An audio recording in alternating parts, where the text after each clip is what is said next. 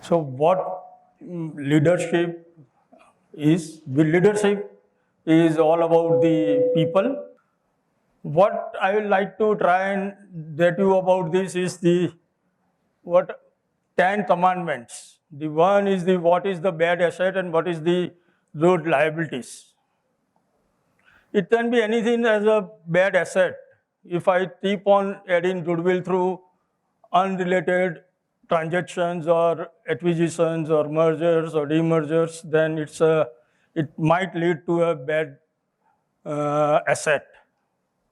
While if you put float in the business, yes, it's a good liability because sometimes you need to carry on those liabilities which are always good assets, which has a potential to be a good asset. Second is the thought leadership challenge status quo. Leadership is always till now we have seen is that a management tool. Post-COVID, thought leadership has become a very wide kind of thing where the soft ideas or the soft tools has become and led to the many, many changes in the kind of world we are living. Status quo, I would say, is a misnomer as of today. If you follow certain dictates of your life, what you have been drawn into, then believe me that it's going to not help you in your growth path. You all sit in young minds here. You always strive to challenge the status quo.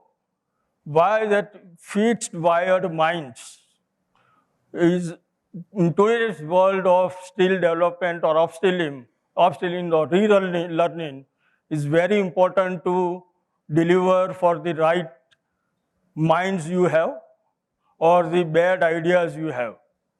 Why I'm saying bad ideas? It's not that that idea is bad, but the thought process which has gone into it, which required lots and lots of thought-provoking things which are missed. Believe status quo is now a misnomer. Forget about any status quos. Keep challenging your minds, keep challenging your ideas. Earlier, we wanted to have the to-do list. We have been at our level of seniority, we have been able to taught to go through the to-do list. What world is changing is what we should not do. Because when you prepare your not to-do list, it always brings your focus to the to-do list. If you are from a discipline of education, why not why? Why may be important for you into the business or the management, but yes, H was important for you to get there. But then H and Y come together, it's the business which thrives, or the leadership or team will always thrive it.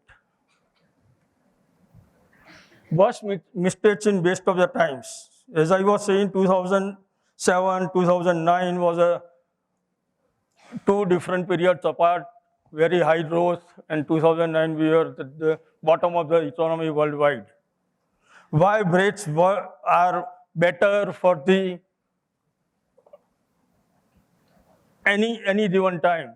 Can anybody say that which is the better place to be in? You always, when you find a highway empty, you always try to be at a speed. But when you have been given a break, where to stop, that gives you an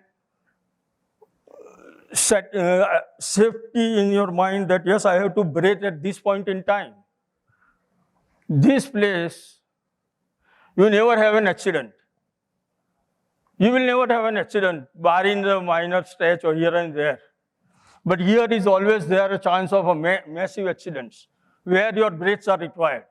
And that's why the cars or the four-wheelers or the all the commercial vehicles have the brakes. The driver exactly know where to brake, and that's give you space as well as space. So decide your when to brake and when to accelerate.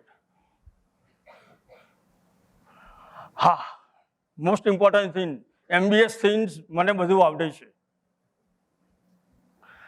This is the curve where everything overconfidence leads to the incomplicated and starting makes sense. Why? When you are overconfident, your confidence is here. I know it all. When you are in just passed out of MBA or any other master's degree, you think that you are here. And slowly you realize when you enter the world, corporate world, or your discipline of world or medicine or anything, then you started realizing that, yes, I don't know anything. And then you started to reach towards your knowledge stabilization, and then you started to learn that, yes, I need to know. How much you need to know? Very important. You don't require to know everything. Nobody in the world can say, I know everything. Important part is, that is where your win-win location comes into. If you are in business, people hire where you need depth what you have, and from both the ends. And then it creates this business win-win. There were earlier norms that win-lose, lose-win, lose-lose. All those are, in current competitive world, is only win and win. If you do any other way, there is always a chance to have a step ladder down. And believe me, it's a steep ladder which gets you down. Can I get some water, please? Some water. People, if you see what Mr. Hooper has said, lead people and you manage things. That's what I started with. If you know this growth mindset and what is the fixed mindset. People say that I am hardwired to this discipline of thoughts, or this discipline of education. If you see the new education policy also coming up, is that you can mix and match your subjects. Now, growth mindset is always allow himself to be challenged. If you, Mr. Rawat said in the first place that if you are confined to your comfort zone, then what you know or what you are at best of your comfort zone, you will be able to deliver. But the moment you are put into the different environment, then it's a real challenge you will face.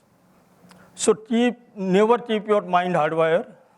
As you grow in your ladder of professional career or in the business, you will always be coming across the challenges or the change management. When I say change management by definition is very hard for everyone to accept, because that challenges your hardwired mind. Now, when the change management, and it's going to happen, whether it is you or anybody else, people have to go through the change management. Everybody it's just a start of a year, or at the mid of the career, or at the penultimate years of superannuation. These are going to come. Change is way of life. It's not going to stop for anybody. But if your mindset is not wired and you are able to take it to your or absorb the changes which are coming up, then your growth ladder becomes very, very fast-tracked.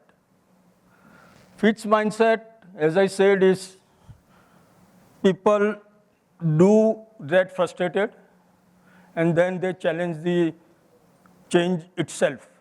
So this is not the world is likely to be.